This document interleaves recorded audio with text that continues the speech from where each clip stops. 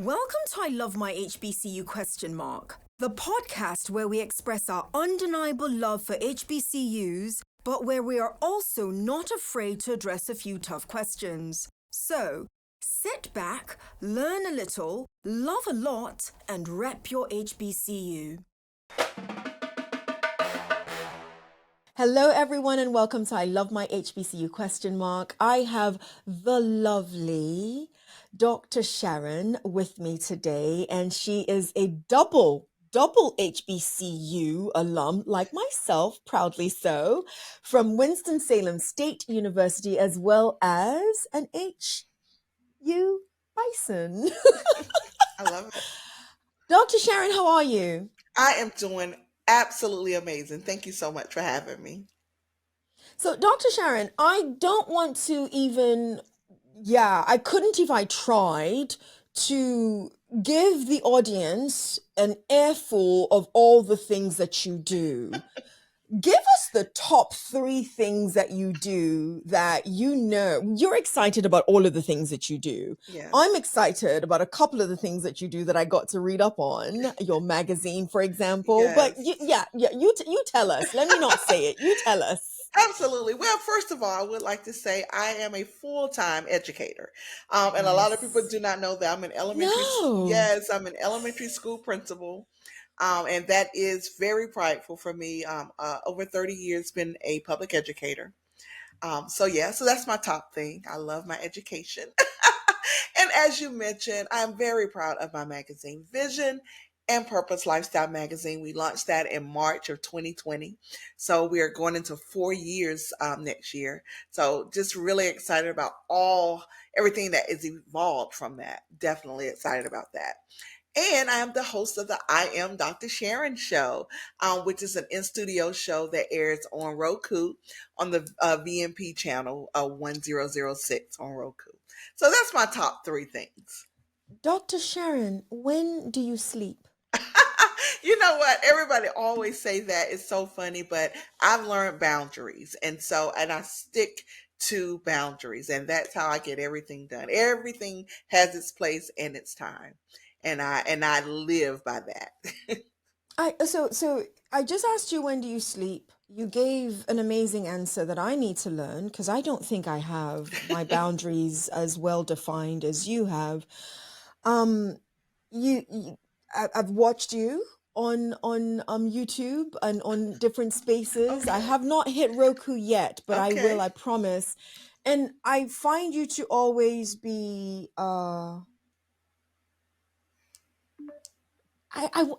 balanced is not even the right word that I'm looking for. It's balanced energy. You seem to give this peaceful demeanor, even through the smile and the joy and all of that. And I'm asking this question intentionally because I think all of us could take, I love to steal gems from every single guest. So, and I don't want to throw it into the whole bucket of self-care because everybody throws everything into the bucket of self-care. Absolutely. But give us one trade secret of yours that allows you to show, you've mentioned 3 big things that you do. Yes. And you show up at 100% in all of these things.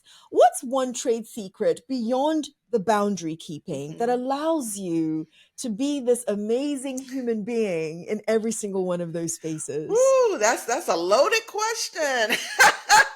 That's a loaded question. I would have to say, besides the boundaries, is really understanding everything that it is that I'm doing, right? And knowing, and I share this every time I talk, because when I first started my whole entrepreneurship, I had a talk with my legal office at my school district, because we, sign a conflict of interest every year. And so I just wanted to make sure, put it out all on the table, everything that I was getting into.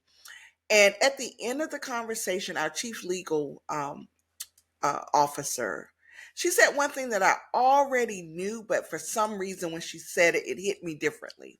She said, well, all of this is fine. Just remember, when you're at school, you're at school. And there is, you can't do your work at school. I already knew that, right? Of course, but yes. It's something about when she said it that made me realize that she's absolutely right. And then when I'm not at school, I'm not at school. So it worked both ways. Yes. And so Yes. I had to say that because, again, that leads to the boundary thing. But that was Yeah. the main thing for me, because before that, I didn't have boundaries. I didn't. And I would take the school stuff home, weekends, evenings, and all of that, and could not really fulfill my destiny and my passion.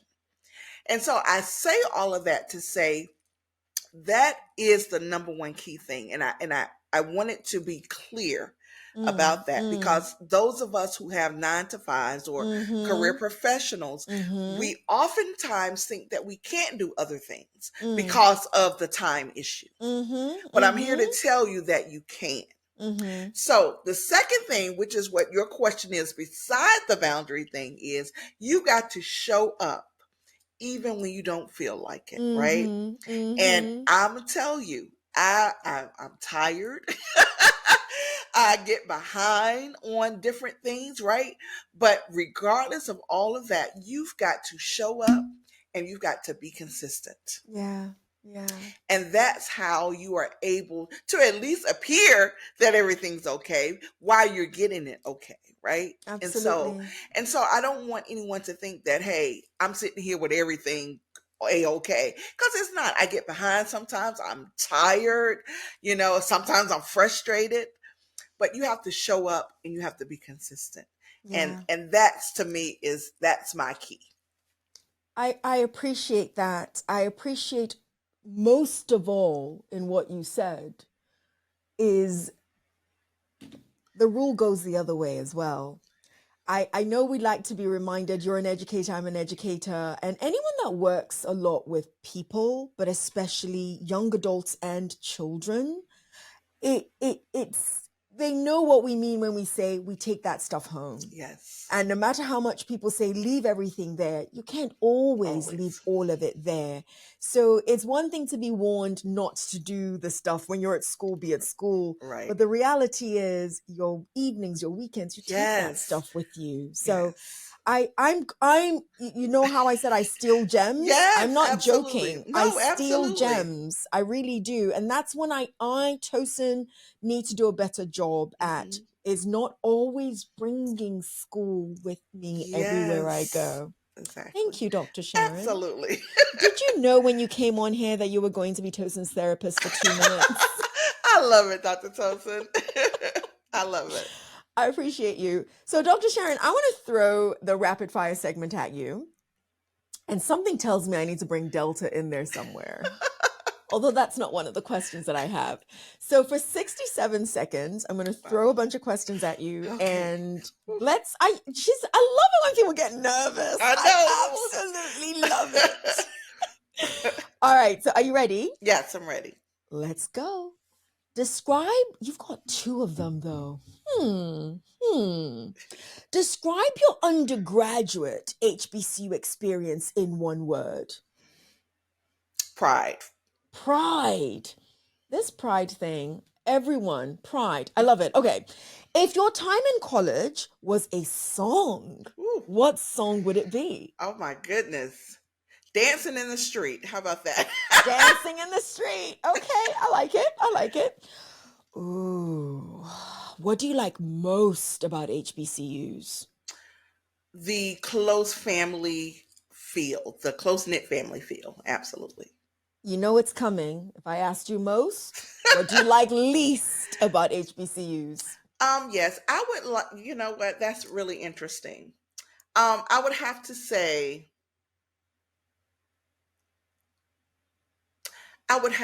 the level of professionalism is not there all the time. The level of professionalism isn't there all the time. Thanks for giving a real answer. Yes. If you remember, what was your best meal in college? Oh my God, let me this is funny. I know this is rapid, but I was mostly a day student in my undergraduate, and that meant I didn't live on campus. But listen, let me tell you, I was in the cafeteria all the time. I can't remember, but I know I was there all the time. If someone was not going, I got their little thing and I went in and had a meal. Absolutely. So Yes. I don't remember, but I know I was in there all But the you time. liked it because I you were in did there all the because I was time. in I'll there all take the that. time. I'll take that. You're Okay. right. You ate up all 67 seconds and then some. But I want to take the liberty to still ask you to shout out your favorite professor and what Oh, did they teach? oh, Professor Colston. Oh my goodness, math. She passed a few years ago, but she was the absolute best math teacher ever. I actually was a math teacher in once I started teaching. So, but Miss Colston, God rest in peace. I love her. Stylish and the best math teacher on the planet. Thank you. Thank you. And thank you for saying math. And anyone who's listening to me who knows me is like, huh, Tosin, but you suck at math. You're not good at math.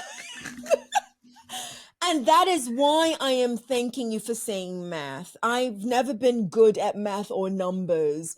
And to hear the manner in which you speak of it's Colston, Mhm.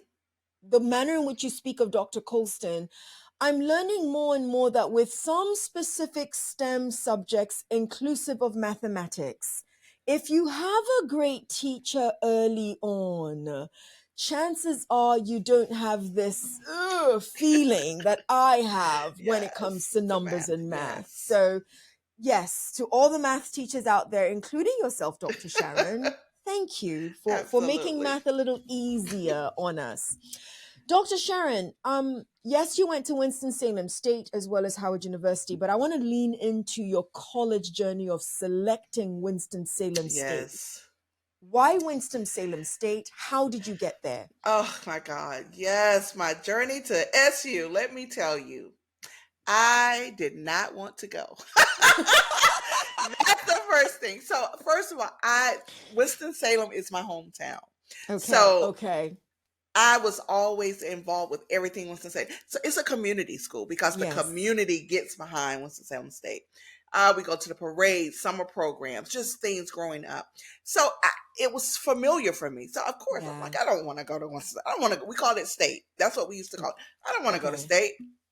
I'm over there every week, right? And so my mind was set to go to this PWI about an hour away. That's where I was going in my mind. I knew I was going there. I love the city. I'm like, that's where I'm going.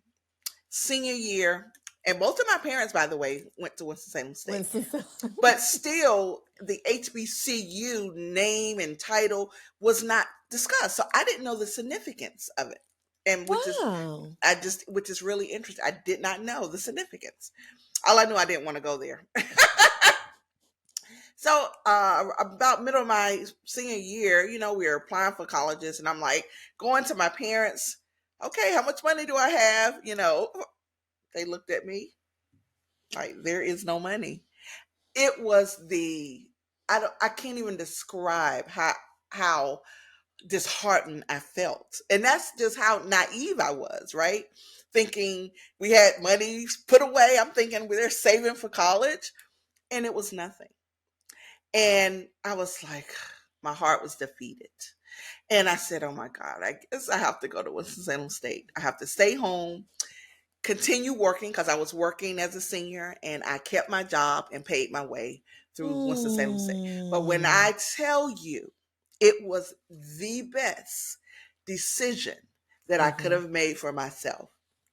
So I say that knowing that it's a little, I guess, shade on Winston because I didn't want to go there, but I always have to end up by saying it was the absolute best decision I could have made for myself. So I love it. That's how I got there.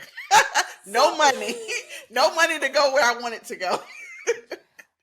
I wow. So yeah, I love this. I love your honesty that no, I did not want to go to Winston-Salem State because who would want to just go around the corner since they're right there. I kind of expected you to say though that yes, it still was the best time that you It had. was. What made it such a beautiful experience for you? You know, I would just have to say the connections. And, I'm sure wherever I would have gone, I would have made connections. But I can't say that because I didn't. I went to Winston-Salem State. And the Yes. connections that I made, even now, I finished in December 91, graduated in 92, and still to this day, 2023, heading into Yeah. 24, the connections that I have made, and not just not my sorority, not just my sorors or Delta Sigma Theta, but just the people in general. Yeah. Um, just the connections and the bond is just amazing. And I have to say this, even and this one, my friends that I actually went to high school with, she retired from education last year, Okay. in Winston Salem, and Wow. I needed a teacher. She moved up here to the DMV, and she is in my school teaching now. That's because of a connection. Connection. That's a Connection. connection. She said, say Connection. no more. She rented her house out, came up here, renting a house here, and she's in my school right now. Wow. So the connection. Wow. Wow. That gave me goosebumps. That gave Yes. me goosebumps. That gave me goops. You know how they say people join things for the connection? Yes. And Yes. and clearly you did not know that. I mean, you didn't want to go. Right. So clearly That's correct. so clearly you did not, none of us do at that age, Right. right? We're not Right. thinking of No. that's what I'm going to get out of Right. this. Absolutely not. But the fact that that is what rooted you. Hmm. And Dr. Sharon, so I'm at Morgan State University, and this generation of student is a little different, if you ask me, or the Hmm. last few generations of students are different, if you ask me. And there is a lack of connection. Hmm. And I'm hoping, and the reason why I'm pointing this out is I'm hoping they hear you, and I'm hoping that is one gem they take away, is there are connections to be made on these campuses if you Absolutely. allow it to happen, if you become a part of the fabric of the institution. Because look at this, 20 years later, you are still connected with these entities in very, Yes. very real ways, not Yes. in the superficial ways that some of us experience connection. Dr. Sharon, I think because I wanted to have us have a conversation about legacy when Hmm. it comes to that. And I'm still gonna ask you, how are you leaning into the legacy of HBCUs without necessarily, you know how when most people think of legacy, they think of their offspring Right. and Right. so on and so forth. I don't necessarily mean it like that. Hmm. Because I actually think the manner in which you've described connection is a form of legacy building that has been occurring. But Yes. when you hear HBCUs and legacy, what resonates in your mind for you? Well, it actually started for me when Bennett College was going through their transition, and really, the doors were about to close. I didn't go to Bennett, but I am from North Carolina, so very familiar. I know very many alumni and sorors that went to Bennett. So for some reason, that struck a chord for me. Yeah, yeah. It struck a chord. And I'm a book publisher. I didn't mention that, but I'm a book publisher. One more And thing, guys. What did I say? She's doing everything. I said that earlier. She does everything, literally. Sorry. no, but I wanted the give back was real for me. You know what I Yeah. mean? And I started to think that, it's not only Bennett that, is having trouble. There were several HBCUs having trouble. And so at the time, I was really only, of course, giving back as an alumni at Winston-Salem State. And at the time, I don't even, when was that? Because I don't even think I had finished Howard yet, because I got my Mm, doctorate mm, at Howard. mm-hmm. So I started the HBCU Experience Anthology. And this is where I gathered alumni to share their journeys in the HBCU experience from various HBCUs. And we donated the proceeds either to an alumni association or to the school directly. Mm. And so I felt that that was a way that I could use my gifts and my Absolutely. talents as a give back. And to me, that's a form of legacy. Yes, absolutely. I really Absolutely. believe that, and that was created from the heart, Yeah, yeah. because I really earnestly wanted to give back to all of these universities, Mm-hmm. and knew I Mm-hmm. couldn't do that with just my own means. Mm-hmm. Mm-hmm. But that was a Mm-hmm. way that I could use my talents to help give back and help create this legacy for Yeah. HBCUs. Because Yeah. I do believe in the concept, and so that was my give back. So, Dr. Sharon, this is going to sound unfair. So let me put that out as a disclaimer. But I think, I mean, you have been in education for most of your professional life. So I know you will understand why this question is being asked of you particularly. And I hear a lot of conversation about the longevity or the expected lifespan of especially some of our smaller HBCUs. Yes. And I say I know it sounds like an unfair line of questioning. I don't want them to close their doors. Hmm. I don't want them to close their doors. There's a huge however, right? And the huge however is, can they survive indefinitely, Mm, knowing fully well that numbers do matter? They absolutely. do matter. And I get to speak to there's a young college student from Bennett who's on the show. It's been recorded. It'll premiere at some point in time. Who questions that as well because of the quality of resources that will be lacking no matter how hard Yes. they try. What are you? I'm not going to ask you. Do you think they should? Do you think Hmm. they shouldn't? That's unfair. What I do want to get your voice on is, what are your thoughts on that though? Well, I really think that the alumni, along with the current leadership of HBCUs, are really going to have to be creative, right? I had the opportunity to interview Ludrigus Murray, who is the vice president of the United Negro College Fund. And his big push, he really was very significant in that whole Bennett process, and getting some debt relieved from them and things Mm, of that nature. mm-hmm, And so, mm-hmm. and he talked about, the different scholarships that they provide for students. You almost practically have to beg students, right, to even do the essay or do whatever it takes for the scholarship.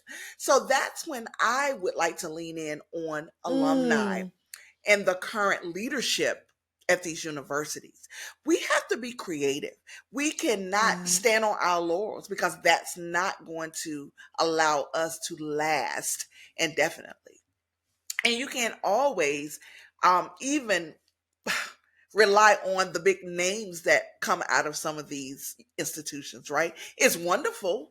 But what are we doing then, more than saying that this person graduated from this school? Mm, mm, Because we're mm, really big on that. mm, We're mm, really big on mm, that. So mm. and I just feel like if you are at a level where your name is known and you are a graduate and it is significant, I feel it is your due diligence as well to be a part Mm. of that, and not just the namesake that you attended Yeah, and graduated from. What are yeah. you doing? So just to answer your question, we can't feel like it's going to last indefinitely if we don't do something, if we don't prepare. It's not. Dr. Sharon, again, anyone who's watching is seeing my neck almost break as I am nodding. And those who are listening now get to hear that that's what Tosin is doing. And the nod, that vigorous nod of my head that you see, is born out of thank you. Thank you for. There's some of you that come onto this podcast and you shine a light. That's what I'm going to say. You don't give, you shine a light on the purpose of my podcast, really. And you shine a light on that question mark. So I got a little bit of, Tosin, what are you trying to say? Of course, I love my HBCU. It should be an exclamation point at the end, not a question mark. But the question, you, Dr. Sharon, Guys, Dr. Sharon just explained the necessity and the purpose of that question mark. Yes. You said something big. We have some heavy names. Yes. And not just at Howard. Right. Not just at Morgan, not just at Hampton, not just, I can go down the list. We've got some heavy names. And I'm not calling them out. It's an invitation, like you just invited. You just said, let's all be part of the creative solution to address that question. Because right now, you're going to have more and more smaller schools almost having to shutter their doors because of that. If we don't ask ourselves, you know what somebody said to me recently, Dr. Sharon? What's that? I would rather be the one to close the doors of my home than have the doors shut in on me. Wow. And that's the power of the answer you gave. Is we can be a part of the creative solution to decide what happens. Yes. Whatever that happens is. We should be able to have a voice in what that looks like, as opposed to we have to scurry because it's about to happen to us. Exactly. So, Dr. Sharon, I'm giving you a virtual hug from here because I don't think anyone could have answered it any better or addressed it any better than you did. Ooh. I asked you earlier on, okay? So I think this is fair. I asked you earlier on, what did you love about that experience at Winston-Salem? And you said the connection. Yes. I like to do tit for tat. Okay. So if I asked you what you loved, I'm going to ask you what frustrated you the most and how did you overcome it? That's a very valid question. Again, and I have to go back because I did speak on the professionalism because, as you know, I got my undergraduate and my doctorate from HBCUs. So there are 3 schools in between there. Right? 2 masters and a specialist degree. Tell us more. Tell us more. Exactly. And so it's not about comparing. But the thing is, we can have pride in our HBCUs, but I think there has to be like I said, a level of professionalism for individuals who are working on our HBCU campuses. That it's not, some people just have an attitude that, oh, this is just Winston-Salem State, or, oh, it's just Howard, or what have you. I think the pride has to be all around, not just the students, not just the leadership, but every office on those campuses need to operate with a level of professionalism. That's the difference in what I experienced. And I'm just going to put it out there. I attended Johns Hopkins University. And again, I'm not comparing, but I'm just giving an example. Okay? From the alumni office to the different offices on campus, it's just a difference in the way we move, right? And no, we don't have to be like our PWI colleagues, but I think the level of professionalism should be a norm, regardless of the institution, regardless of where your institution is located. I do believe that. And so we have to hold everyone accountable. Everyone. So we can't have HBCU excellence if we are acting HBCU ghetto. No, I'm just telling you. We can't have it shouldn't be both. So and this is for the individuals that are working in the offices. And again, I graduated from Winston-Salem State in 1991. So I'm sure there's been a change, right? I'm sure there has. I'm speaking from my experience. You asked me about my experience. Absolutely. Absolutely. Absolutely. So yes. Sorry. No. Go ahead. I'm loving this. That's all I'm saying. And and I can remember the frustration of individuals, whether it's at the financial aid office, whether it was at the cafeteria, wherever, at the what they call it, where the with the wellness, where they go when they Health and wellness, yes, center. just different areas of, and again, it's the people who you have in front of your students. They have to show some pride and some professional. I just believe that. So it's not the students. For me, that's where I would shine the light on, is the individuals in front of you that are working on behalf of the university. If you and I were sitting at a cafe, I having my tea, you having a nice drink, we would get even deeper into the weeds, right? And I know this isn't the place for us to get deeper into the weeds, because you graduated in 1991. And you will hear, the more people listen, because we've recorded these episodes, some of these issues that you mentioned that are still present. There we go. There we go. And so I think if you and I were at this cafe, we will also now start discussing, if you will, well, what should we be doing to make this different? Because you made a statement that I hope is not lost on anybody. And that is, the level of professionalism should be an expectation, regardless of whether or not it's a PWI or an HBCU.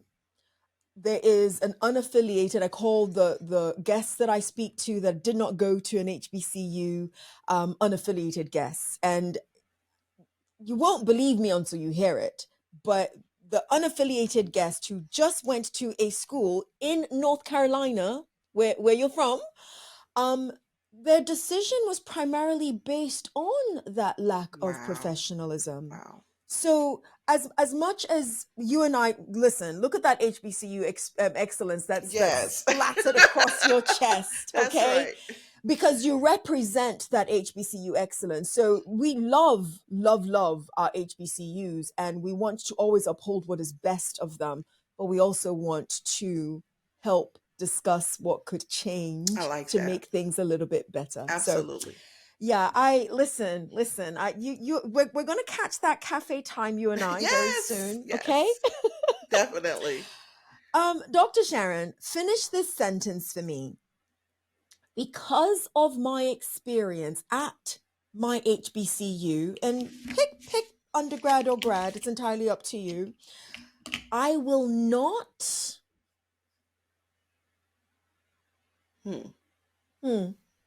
Guys, just see the look on her face. She's contemplating. Yes, I am. She's contemplating. Interesting. You can go many different ways with that, Stam. So because of my experience, is that what you said? Yes. At my HBCU, I will not. I will not. I will not disregard HBCUs. I'm going to have to say that. I will, and I'm adding on. Please do. Because yes, I will not do. disregard HBCUs, but I will forever be an advocate for historically Black colleges and universities. Yes. Yes. Yes. That's it. I love your love. Does that do you get what I mean when I say that? Yes. Because that's what I heard. That is literally what I heard in that response. Is I'm going to love us because of us, and in spite of some of us. Yes. It is a love that is a feeling as well as an action. And I love that about your response. I hope everybody else got that too from your response, because that's what I got from your response, and I appreciate that. Dr. Sharon, if I asked you to leave the audience with something that you have coming up, that you're working on, I have a feeling we're going to need an entire book for it, because you're doing so many things. But it would be silly of me not to have you bless the audience with something that you're excited about, that you'd want us to be paying attention to. Go ahead. Absolutely. Like I mentioned, we recently launched our Roku channel on the Fam TV Plus network, the I Am Dr. Sharon show. And by the way, that came to me while I was getting my doctorate at Howard University. It comes from my affirmation that I said to myself every day writing my dissertation. I am Dr. Sharon. I am Dr. Sharon. So I was saying that before I was Dr. Yeah. Sharon. And so that was just my way of getting through that whole process and getting to graduation. And so it is now we have found a new home on Roku, VP channel 1006. So I invite your audience to check us out. If you have Roku, download the Fam TV Plus network and tune in to our wonderful shows. Absolutely. So that would be one thing.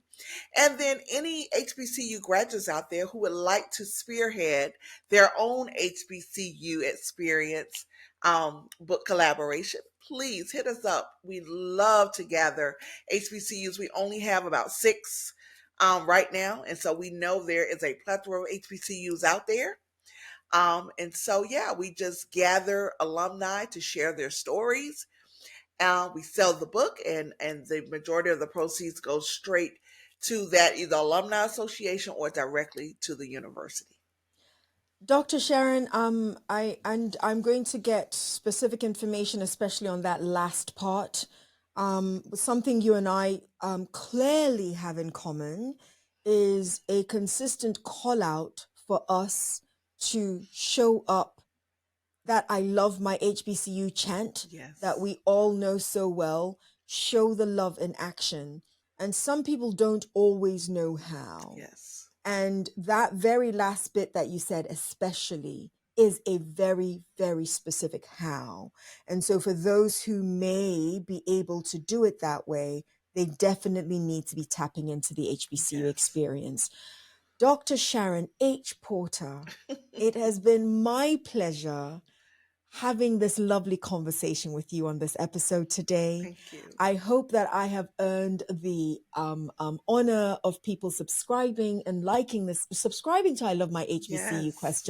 and liking this episode. Yours in HBCU love. I love you, Dr. Sharon. Thank you. Thank you for being my guest. Thank you. You've been listening to I Love My HBCU ? Let's keep the conversation going as we share our stories and encourage more practical support of HBCUs, whilst, of course, holding each other accountable. Don't forget to follow and subscribe for the latest episodes. Until next time, love and lift your HBCU.